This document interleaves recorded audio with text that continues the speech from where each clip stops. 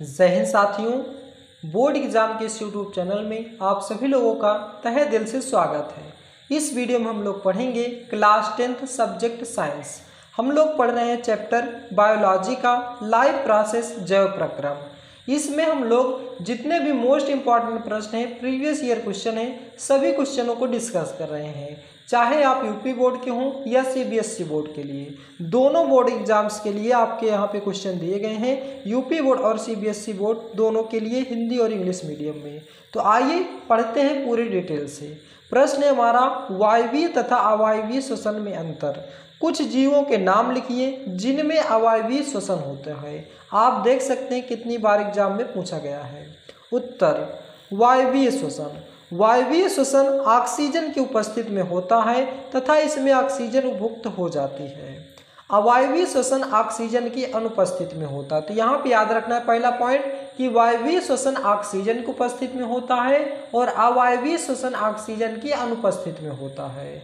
दूसरा पॉइंट, वायवीय श्वसन में ग्लूकोज का पूर्ण विखंडन होता है, जबकि अवायवीय श्वसन में ग्लूकोज का पूर्ण विखंडन नहीं होता है। एक याद रखना है, दूसरा नहीं बना के बना देना है। तीसरा पॉइंट, वायवीय श्वसन में CO2 गैस तथा जल का अंतिम उत्पाद होते हैं तथा अवायवीय श्वसन में एथेनॉल तथा लैक्टिक अम्ल अंतिम उत्पाद होते हैं।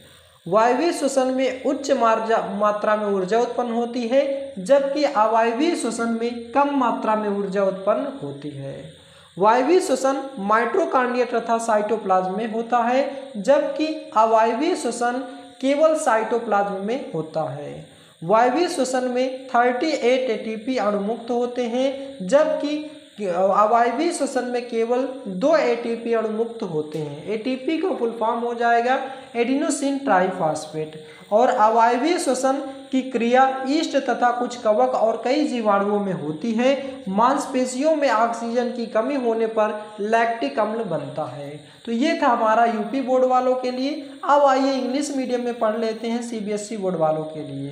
क्वेश्चन है, what is the difference between aerobic and anaerobic respiration. दोनों सेम क्वेश्चन है, ध्यान दीजिएगा। एरोबिक रेस्पिरेशन, इस aerobic respiration requires molecular oxygen. अभी हमने पढ़ा है कि वायवीय श्वसन ऑक्सीजन की उपस्थिति में होता है। सेम वही पॉइंट यहाँ पे भी लिखा हुआ है, aerobic respiration requires molecular oxygen. Anaerobic respiration does not require molecular oxygen. Second point, aerobic respiration occurs in cytoplasm and mitochondria. Anaerobic respiration occurs in cytoplasm only. Third point, the end products are CO2 and H2O. The end products are CO2 and C2H5OH. Aerobic respiration में large amount of energy is liberated during aerobic respiration और anaerobic respiration में small amount of energy is liberated during anaerobic respiration. Fifth point है, in aerobic respiration, the respiratory materials are completely oxidized. In anaerobic respiration, the respiratory materials are incompletely oxidized. 6 point, during aerobic respiration, 38 ATP molecules are generated and anaerobic respiration 2 ATP molecules are generated. तो ये points आपको याद हो गए होंगे बहुत ही आसानी से, क्योंकि इसको हमने हिंदी में भी समझा और इंग्लिश में भी समझा।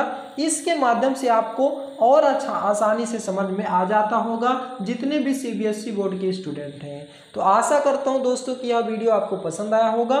आइए एक बार फिर से इसको हिंदी में पढ़ लेते हैं ताकि आपको ये अच्छे से क्लियर हो जाए। Aerobic respiration and anaerobic respiration, वायवीय श्वसन तथा अवायवीय श्वसन। वायवीय श्वसन ऑक्सीजन की उपस्थिति में होता है, प्रेजेंस इन ऑक्सीजन। अवायवीय श्वसन ऑक्सीजन की अनुपस्थिति में होता है। वायवीय श्वसन में ग्लूकोज का पूर्ण विखंडन होता है, जबकि अवायवीय श्वसन में ग्लूकोज का पूर्ण विखंडन नहीं होता। वायवीय श्वसन में CO2 गैस तथा जल अंतिम उत्पाद होते हैं, जबकि अवायवीय श्वसन में एथेनॉल तथा लैक्टिक अम्ल अंतिम उत्पाद होते हैं। वायवीय श्वसन में उच्च मात्रा में ऊर्जा उत्पन्न होती है, जबकि अवायवीय श्वसन में कम मात्रा में ऊर्जा उत्पन्न होती है। और वायवीय श्वसन माइटोकॉन्ड्रिया तथा साइटोप्लाज्म में होता है और अवायवीय श्वसन केवल साइटोप्लाज्म में होता है। और वायवीय श्वसन यानी कि एरोबिक रेस्पिरेशन में 38 एटीपी अणु मुक्त होते हैं, जबकि एनारोबिक रेस्पिरेशन यानी कि अवायवीय श्वसन में 2 एटीपी अणु मुक्त होते हैं। तो दोस्तों ये था हमारा आज का महत्वपूर्ण प्रश्न। आशा करता हूं कि दोनों मीडियम, हिंदी मीडियम और इंग्लिश मीडियम, दोनों मीडियम के बच्चों को आपको अच्छे से समझ में आ गया होगा।